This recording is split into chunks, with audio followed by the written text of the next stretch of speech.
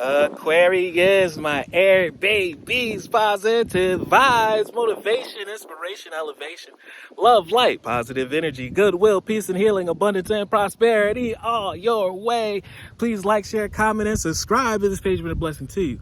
Check out my LinkTree. Link is in the bio. I do have some special treats there for you. Your word of the day is positive thinking. We need you to be positive. The smallest source of joy can put you in a place of positivity. Laughing at yourself, being able to breathe, write your name, being able to jog, doing a crunch, being able to remember things, memory. These are small superpowers that we take for granted. Stay in a positive state, therefore positive blessings can come your way.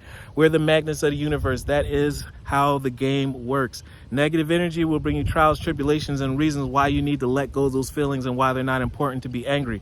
Positive energy and joy and gratitude will bring you breakthrough, love, and you will not be surviving, but not even just maintaining, you'll be enjoying and living life. My life is full of small patches of light.